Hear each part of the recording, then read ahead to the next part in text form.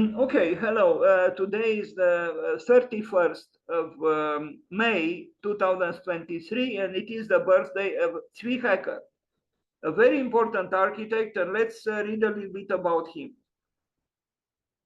Zvi Hecker, as you see, born May 31st, 1931, is a Polish-born Israeli architect. His work is known for its emphasis on geometry and asymmetry. Well, this is what I took from Wikipedia. I think some more complicated and more complex. Zvi Hecker was born as Tadeusz Hecker in Krakow, Poland. He grew up in Poland and Samarkand. This is very interesting, in Samarkand, which is a beautiful city. He began his education in architecture at the Krakow University of Technology. He immigrated to Israel in 1950. There he studied architecture at the Technion Israel Institute of Technology, graduating in 1955. The Technion, Eldar Sharon was a classmate and Alfred Neumann was their professor. Between 1955 and 1957, he studied painting at the Avni Institute of Art and Design before beginning his career as an architect. Between 1957 and 1959, Hecker served in the Combat Engineering Corps of the Israel Defense Forces. So he was born in 31 and he immigrated to Israel in what year? I read here, but in 1950. So at 19. Yes, at 19, he left Poland for Israel. After his military service, he founded a firm with Eldar Sharon until 1964 and Alfred Neumann, their professor, until 1966.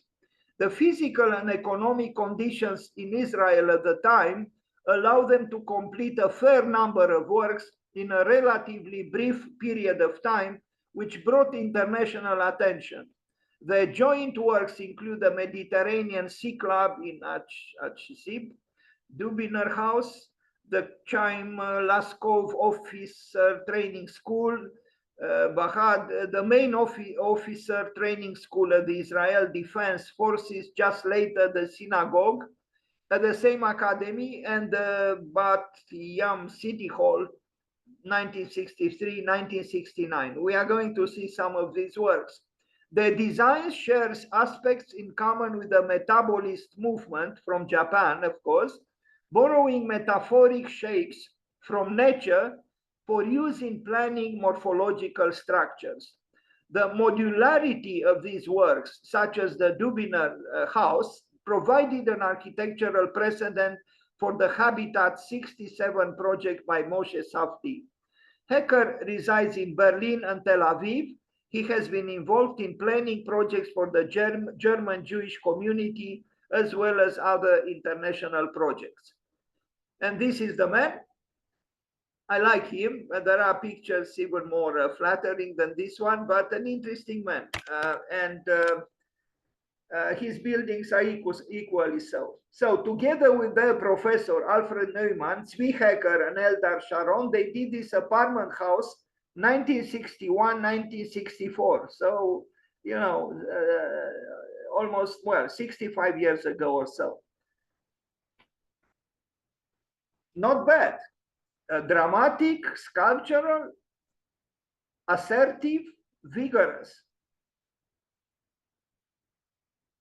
I mean, if this building would be built today, we would salute it as a, you know, a vitalist work of architecture. It was built in the beginning of the 1960s in Israel, and not far from it, a scandalous one, if we have to call it so, the Spiral House. But this is not bad. And again, this was built together with the professor, two former students, and Neumann, the professor. An apartment building. Concrete, of course. Danziger Laboratory Building, Haifa, Neumann and Hecker, student and professor.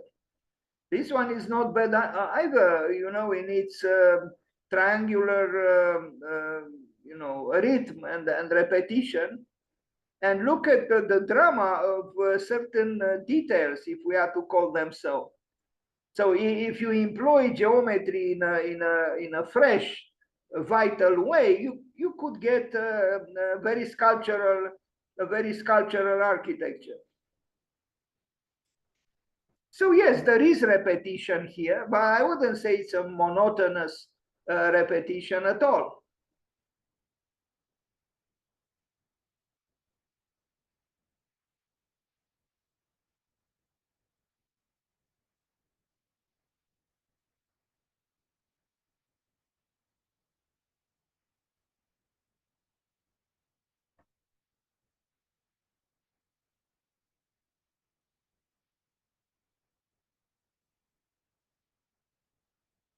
Remote housing. Now here we are dealing with an interesting work, quite ample, as you can see, plenty of apartment buildings, but with a creative arrangement. And I think it's too bad I don't have too many detailed views, but from this image, we understand that if we compare what they designed then with what is here in the lower right corner, we see a big difference now. Here we have assertive, creative architects who took risks, who preferred the dynamic architecture, and here we see no architecture, actually.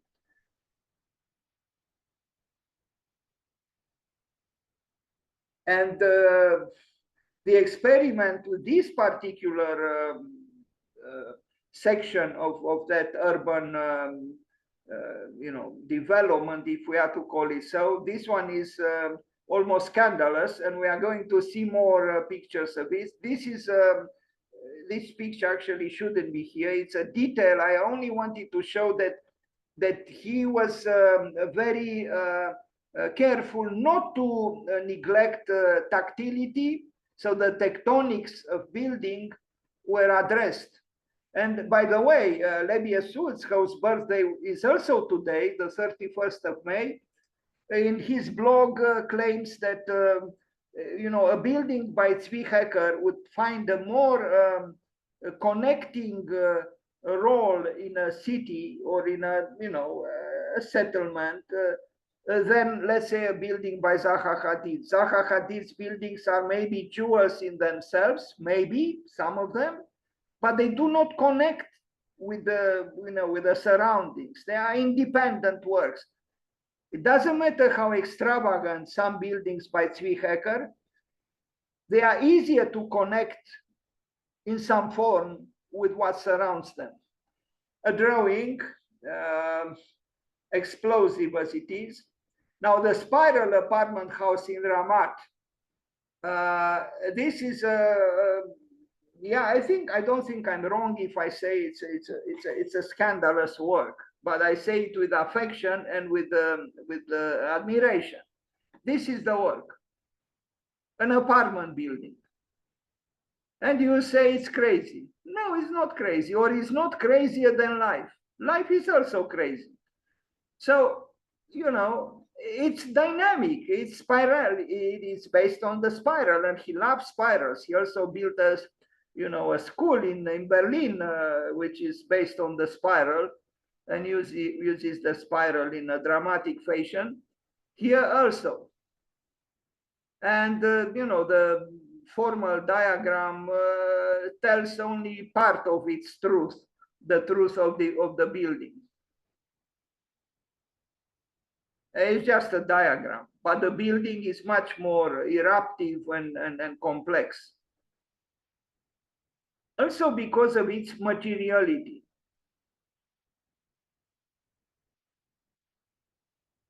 Maybe some people would not love to live in such a building. Maybe some people would love to live in, quiet, rectangular, Cartesian block of flats. And to conform themselves to,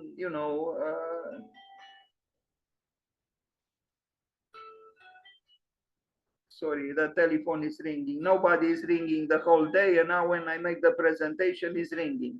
I'm not going to respond, of course. It's probably some credit card company that tries to finally stopped. Okay. Now you see this building. You cannot hang drying clothes on a building or in a building by Zaha Hadid. You just can't. But here you can.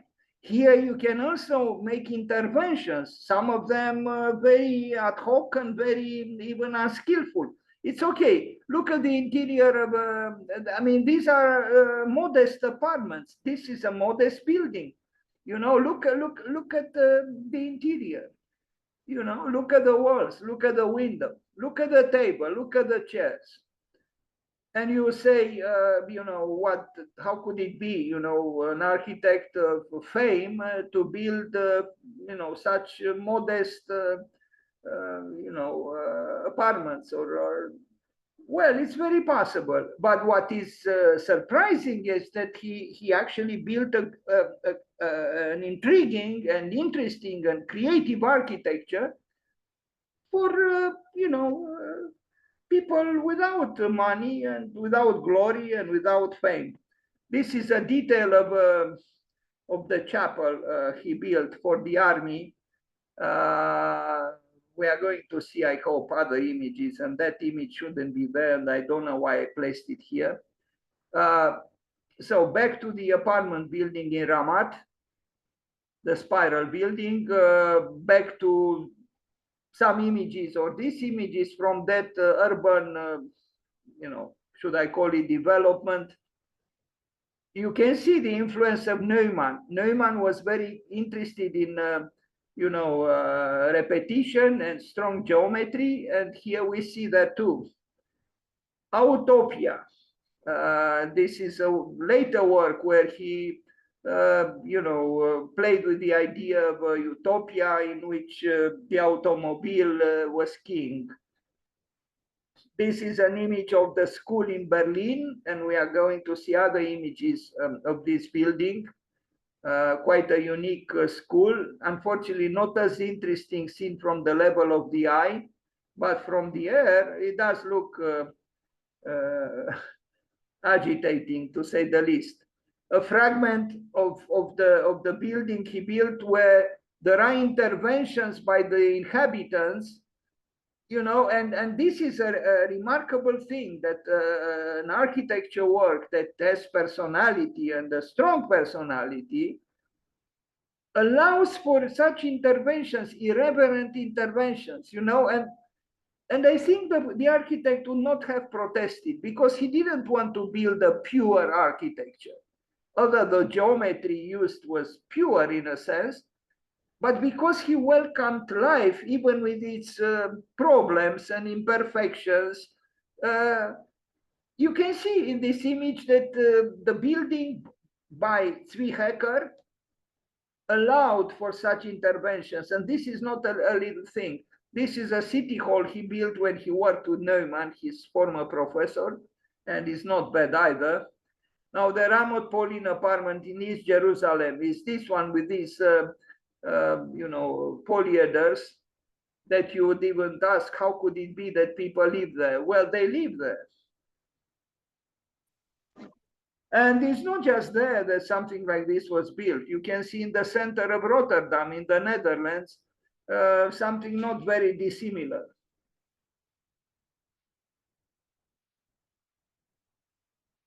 Yes, maybe the children are more intrigued by this kind of opening in the wall and by slanted walls than by rectangularity and Cartesianism and so on.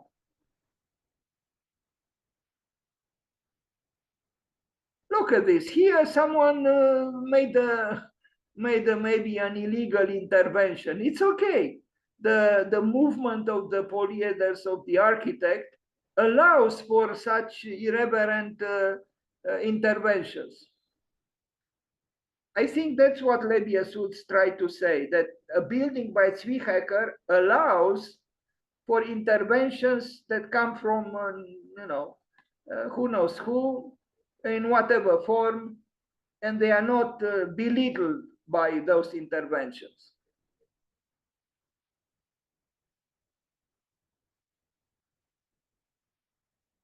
Now, we have to acknowledge it. How many apartment buildings look like this? How many apartment buildings,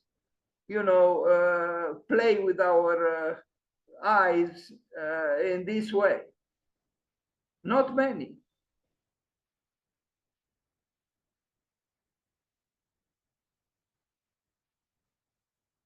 This reminds me of the little openings in the facade of the l'Institut du Monde Arabe by Jean Nouvel in Paris. But Jean Nouvel used a whimsical mechanism which didn't always function, and I understood, the Arab world had to pay for all of that. But kind of based on the diaphragm of, an analog camera, which opens, in order to catch something for a picture. Expo Tower in Osaka by Japan, by Kiyonori Kikutake. Why do I show this work here? Because Kikutake is a metabolist architect, and an important one, a very important one, also played with polyeders, and you can see here. So these architects in the 60s and 70s did some courageous work, courageous from various points of view. And I think they are to be appreciated. So here is Kiyonori Kikutake, Osaka, 1970. And here is Zvi Hecker, around that time in Israel.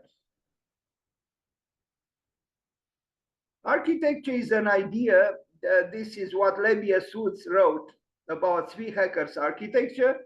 The architecture is an idea, cannot be limited to one-off masterpieces, but should create an inspiring fabric of spaces and ways of living, a tapestry of human invention and aspiration. It is possible to imagine a vibrant urban tapestry, a city with many Zvi Hecker buildings, while it is not possible to imagine the same with the singular buildings of, say, Zaha Hadid. And I think he's right.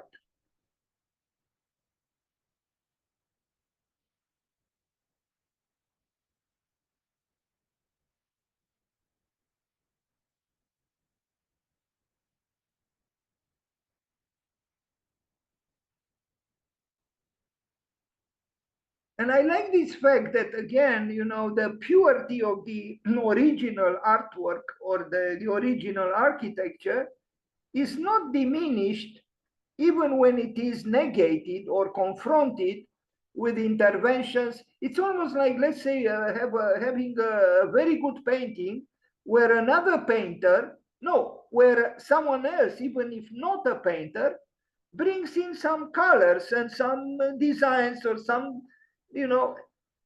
this is almost unimaginable. But in architecture, as you can see here, there are interventions by non-professionals who, you could say, distort the distorted already architecture of Zvi Hecker. And Zvi Hecker welcomes them or allows them to do so. I think this is a remarkable attribute. Because usually as authors of buildings, as authors of architecture, we are reluctant to accept that someone would come and splash some his or her idiosyncrasies on our masterpiece. But it depends. This kind of architecture by Zvi Hecker allows for interventions that could come from any place and could have as an author anyone. And it's not just the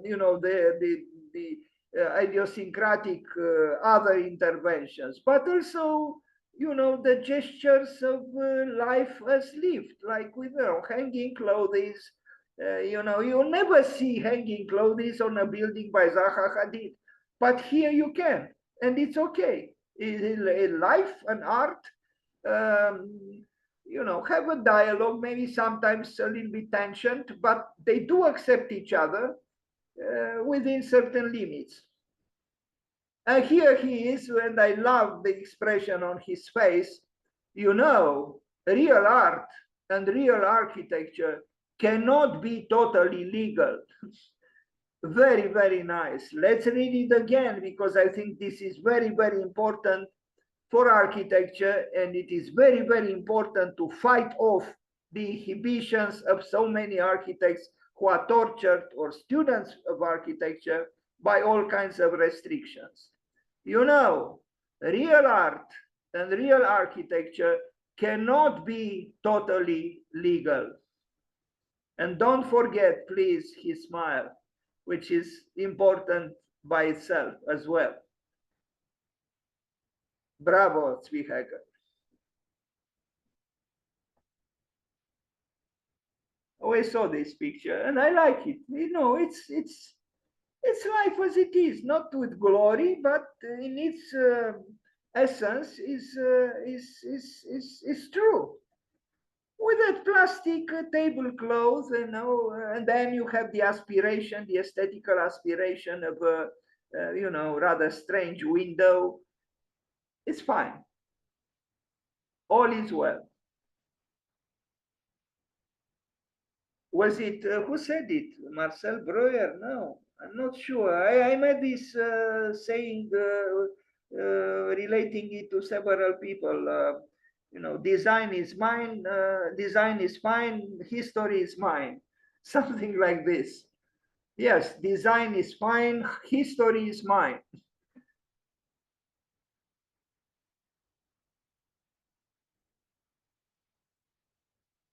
Look at these windows here. You know, they are dancing. They are playing. They are capricious. They are irresponsible. But irresponsibility is part of life. It's fine. Jewish school in Berlin. Now this looks dramatic and very convincing in its drama from the air and in the drawings. But I think from the level of the eye, maybe he had to fight with the German authorities, and probably there were rules and regulations. It's a little bit too whitish and clean and so on, from my point of view. The sunflower snake Persephone Berlin, this is what John Haydock, I mentioned earlier, Cooper Union. John Haydock was the glorious dean of Cooper Union for many years. And this is what he wrote about Zvi Hecker's school, the Heinz Galinski Schule in Berlin. In the Uncube magazine.com, I think I found this text, but where is it? It was supposed to be there, maybe a little bit later, sorry. Anyway, drawing studies for this school in Berlin. And this is the building as built, seen from the air. I guess he was rather reluctant to use, to conform to the stringencies of the T-square and the rectangle, to put it mildly. Of course, he showed the tensions, the drama of the history of, you know, the Jewish community within Germany, because, you know, after Second World War, you couldn't neglect what actually happened. So a Jewish school in Berlin, you know, had to assume, you know, the shadows of what happened in the Second World War. Maybe this building represents a tortured introversion, you know, the inner suffering, the drama that of this community, which was, as you know, violently destined for destitution and disappearance by the lover of whiteness and order, who was Adolf Hitler. You know, Adolf Hitler had no problem at all to commission and to advise Albert Speer to make visionary white, magnificent mega architecture for his empire of purity, of whiteness, while sending millions of people to the gas chambers. It's incredible, you know, building or imagining or desiring to build purity on the ashes of countless crimes and countless blood, on the redness of those killed. He wanted to build his white magnificence. I'm talking about Adolf Hitler. Anyway, the school in Berlin, the anxious drawings of Zvi Hecker, the model, the building. Again, I think in Israel he built a little bit better, because there he didn't have probably the you know the rules and regulations he had to conform to, at least to an extent.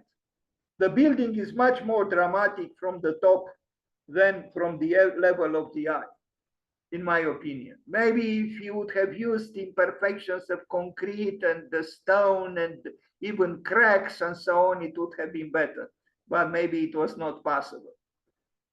Anyway, it's an interesting school, though, and rather unique.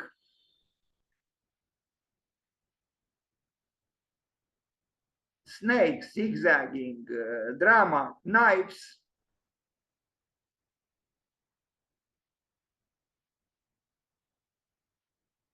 Zvi Hecker. It would be interesting actually to compare this school with a Jewish museum by Daniel Lipsky, also born in Krakow, but instead of choosing to live in Israel, choosing to live in the United States and later on in Berlin.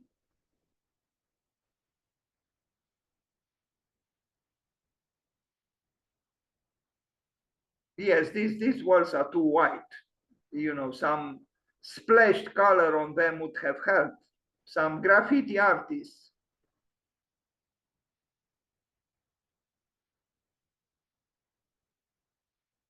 Yes, it's too quiet inside for my taste, and for the taste of the architect, if we judge him based on the building seen from above.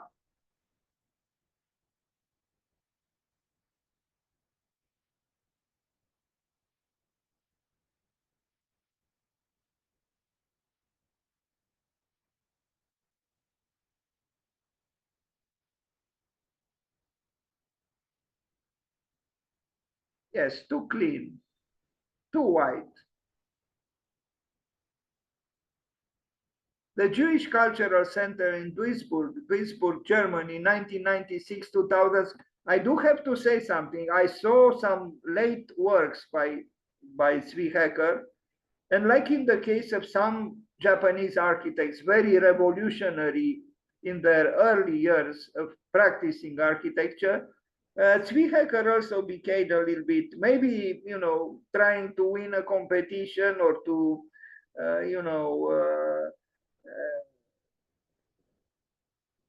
have a more peaceful dialogue with some clients. His architecture became less interesting, and in my opinion, almost in some cases rather not mundane, but a little bit commercial, and something happened. I can only regret. But this work is good. From 1993 to 1998, the Museum of History, Palmach in Tel Aviv, is this building here. And it's a building which is not too assuming, and I like very much its tectonics and its tactility, because he avoids those clean surfaces that we saw with the Jewish school in Berlin. It's not bad. It's a good building. And you see, although it's a large building, because it's not too tall and because of its geometry, is not, crashing the landscape or anything, the neighborhood.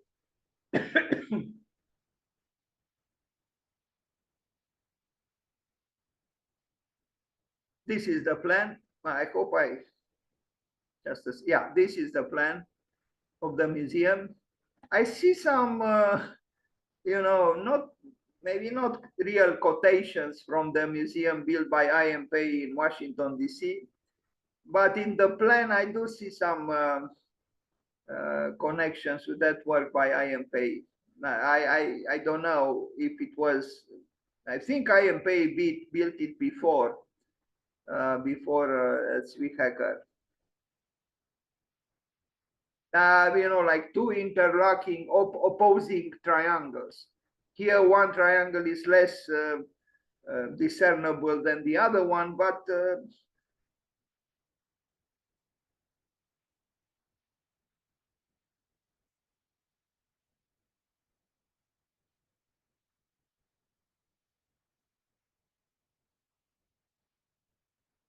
once I did take part in an exhibition in which Zvi Hecker was present too in New York, Adam's House in Paradise.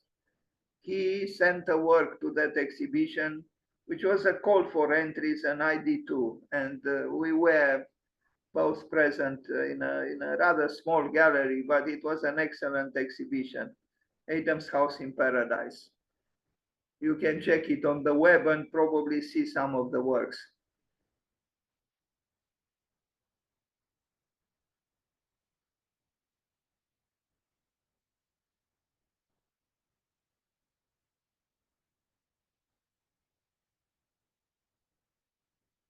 I like this museum that it is not imposing, is not, almost screaming, I am a museum. It is a museum, it has a level of monumentality, but because of its diagonals and its openings in the big walls and so it's not centralized and it's not monolithical. It's open towards the city. And again, I like very much the texture, the tectonics of the wall. I don't know this where exactly this is, but this is rather interesting and almost strange. I'm not sure if it's, I myself puzzled. I don't know if it's part of the same building, but whatever it is, I like it very much, even if it's not by Zvi Hecker.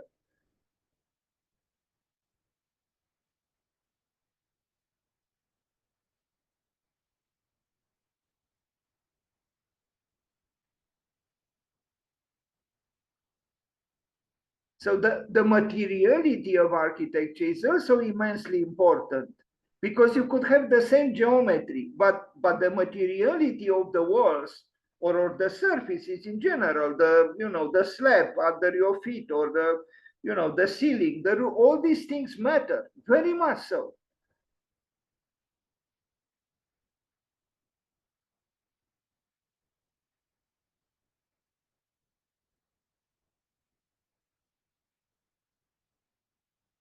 Now, all of a sudden, this wall communicates something, is plastically engaging, is alive.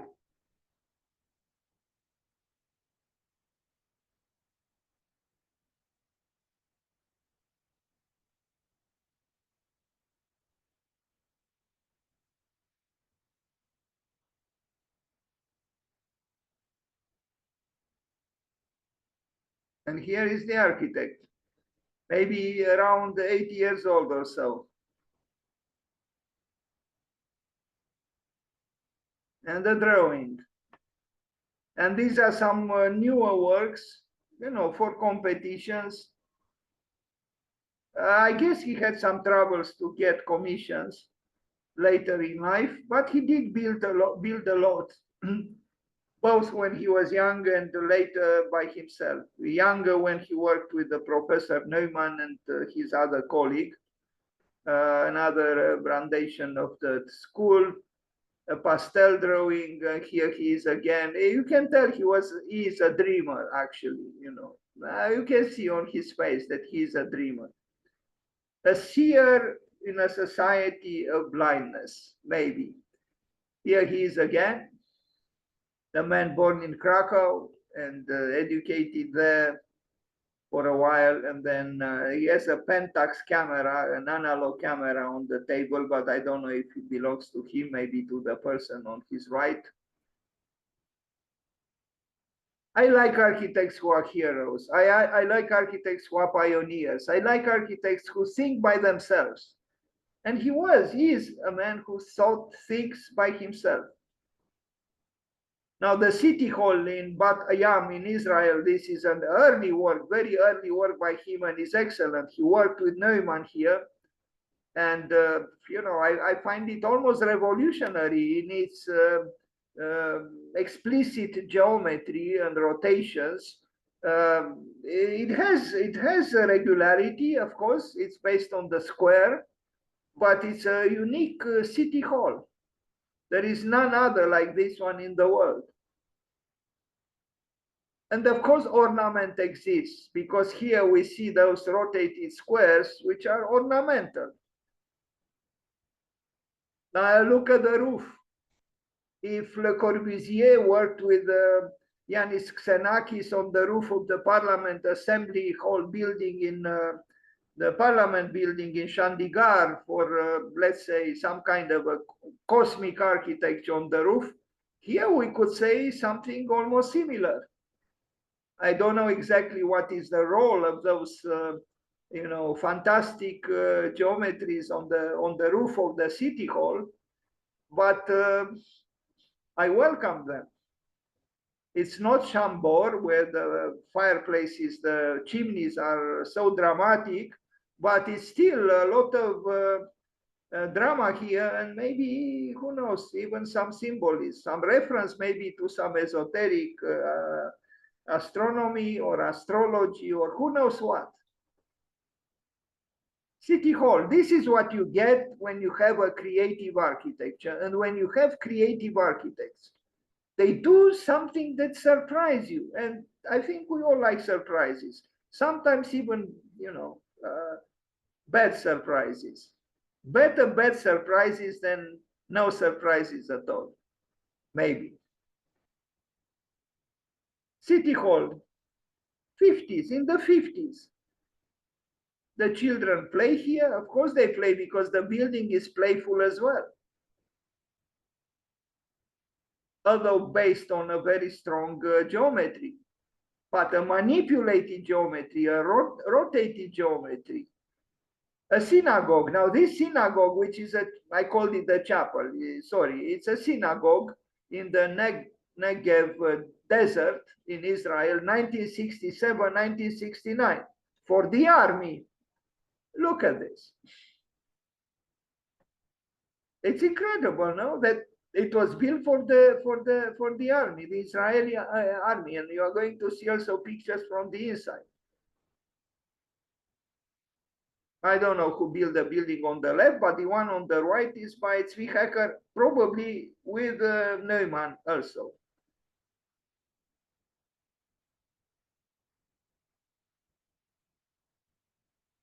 Why couldn't one also do, playful architectures for the army? And here are the soldiers quite welcoming the, slanted wall, because it's much easier to stand up supported by a slanted wall than a vertical wall. And the soldiers accommodated themselves quite naturally to the surroundings. Not bad. It's almost the interior of a science fiction movie, or James Bond movie, or who knows what. And it's actually a synagogue, a small synagogue in the desert for the army, by these creative architects who didn't forget that they are indeed architects. That's what the architect is supposed to do, to create the new in building.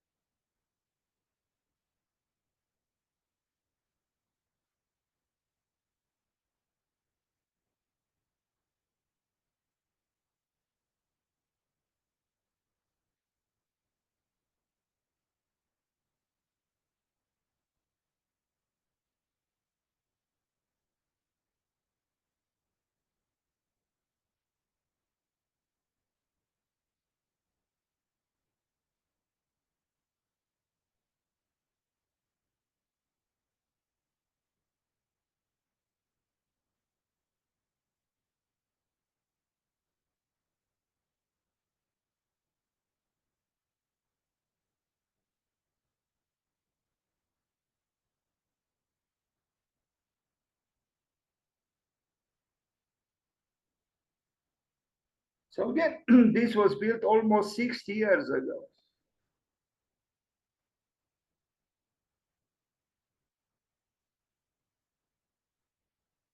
Color is present as well. Also this one, an addition to an Arab village near Jerusalem, 1962, an excellent work, working with a very limited budget, but doing a sensitive work, vernacular work. Zvi Hecker, 1962, an Arab village. We know that Marcel Yanko, he loved Arab villages and he tried to save those who were need to be saved. Here we see Zvi Hecker, sensitive himself to the Arab condition and working, I would say, very, very well for this Arab village in Israel.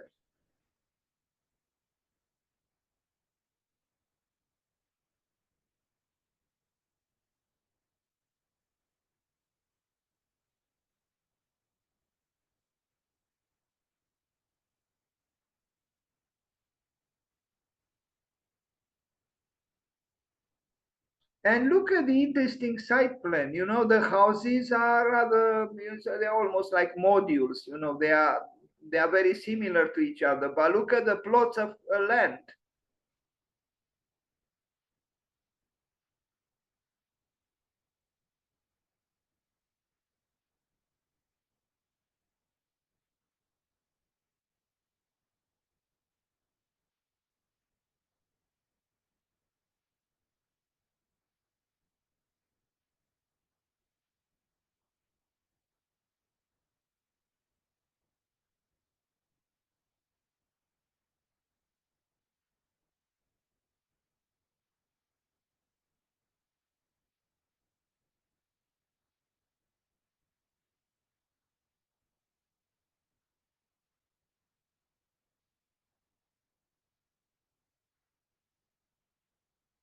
So it's very possible with modest means to do good architecture. And even if you are extravagantly creative, you can still get inspired by the spirit of a place and appreciate vernacular architecture and do so-called modern architecture that is not offensive towards what is called vernacular architecture. You can tell they are very small, habitable units. Look how small is the kitchen, and you enter the bathroom from the kitchenette, from the small kitchen, and yet it works, and it has the dignity of architecture. Sorry about this. You saw this is like an aide memoir at the end of the presentation, not very well structured. Sorry about it, but maybe in a way, in a strange way, appropriate for Zvi Hecker. Zigzagging.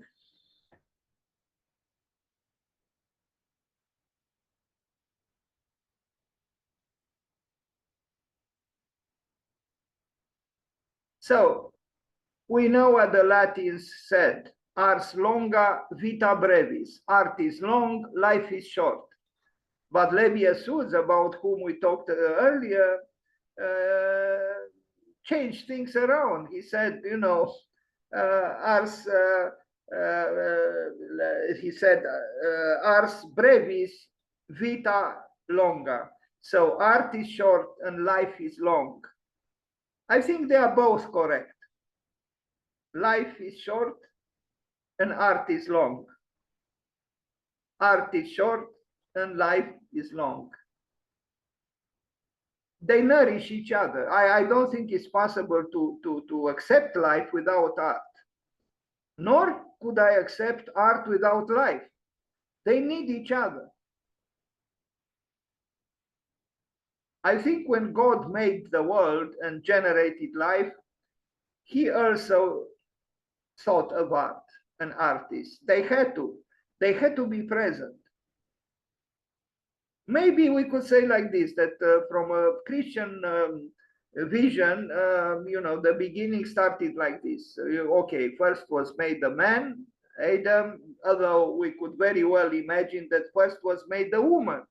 And then and then Adam was made from the bone of Eva.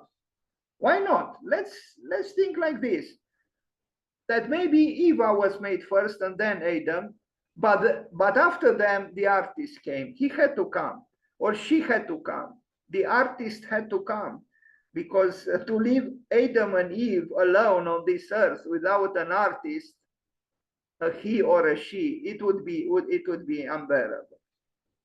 I like this picture very much, you know, very much. I mean, look at that, you know, extravagant architecture, and this gentleman, you know, passing by, concentrated, looking forward in his direction, and the building looks towards the sky, towards the sun maybe, and is this intermingling of you know, in a way, two realities. And this can be seen these days also in China, where you can see, you know, ancestral workers working with very primitive tools, and then not far away from them, a building by mad architects. The school in Berlin, drawings, the spiral building, a little bit disordered my presentation, I apologize, but I think we did pay an homage to Zvi Hecker today.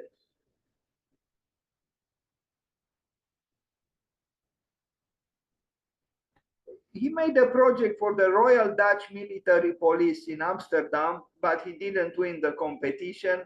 In my opinion, he became a little bit too so-called civilized and clean, and you know, in a way too conveniently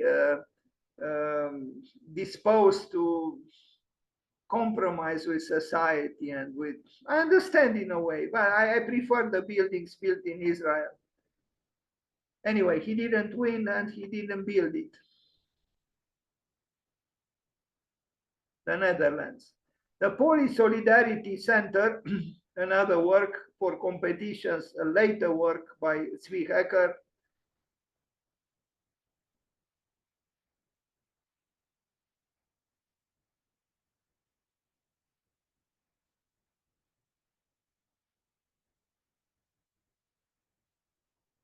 This is actually a building for a proposal to create an addition to the famous public library in Stockholm by Gunnar Asplund, a truly very important building by this great Swedish architect, this building. And there was a competition to, you know, add an extension to the library, and this was the proposal of Zvi Hecker. Fortunately, the winners, it wasn't Zvi Hecker, the building was not built in the end, and I'm glad it wasn't, because it wasn't great. It was a wrong choice. There were better buildings, better projects, which were not awarded, and the one that was awarded didn't deserve to be awarded, and after some years, they decided not to build it, and I think it was a good decision. Anyway, these are later works by Zvi Hecker. Here we see Piranesi, an etching by Piranesi on the left on the same presentation board with the plans and the section of the spiral or sunflower building that we saw. Other drawings by him. Personally, I'm not so fond of his later works, but maybe I should study them more carefully before making, you know, dangerous assessments. What is this? Batumi acquiring design, another competition entry, I guess, or some kind of a response to a commission, but was not built. This was built, we saw it, apartment buildings early on in his career. An exhibition with his drawings. What would we do? What would architects do without drawings? But very few people, you know, these days draw by hand in such a way, because we draw with Photoshop and with all kinds of digital techniques and tools. Is he a visionary architect? To an extent, maybe the word visionary is too ambitious and too far-reaching. He's an architect who tried to honor architecture with his best and to make as few compromises as possible. And for this, I think he has to be admired. Let's also not forget he studied painting after he studied architecture, which means he also had, you know, an interest in art beyond architecture. The tension between architecture and art is known. You know, architecture at its best becomes art, but it's a little bit different from art because it is used or usable. And Brancusi was only in part correct when he said architecture is an inhabited or inhabitable sculpture. I think they are distinct. Architecture is a little bit different from sculpture. It's not just because it is inhabitable. But we can forgive Brancusi for making this statement.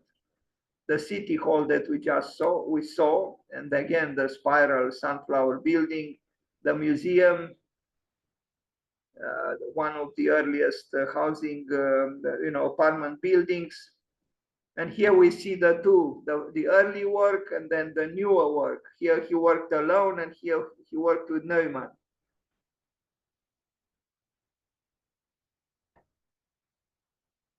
The school in Berlin, and here he is. I love his smile, you know, and I like the room, and you know, this is a man who understood that to be alive means to be true to yourself and to even smile sometimes. Hello, Mr. Zvi Hecker. You know, again, real art and real architecture cannot be totally legal. Please, please do not forget this. Real art and real architecture cannot be totally legal. Here is what? It was the Cooper Union, I guess a lecture by him. Hecker, work of architecture. The spiral apartment we saw. What am I doing here? I'm repeating certain themes. Sorry about the disorder of my presentation, but we see other pictures at least. The dramatic apartment building, one of the most dramatic ever built by modernity. And look what's going on those, surfaces, those ceilings. The spiral is too explicit. There is more life here.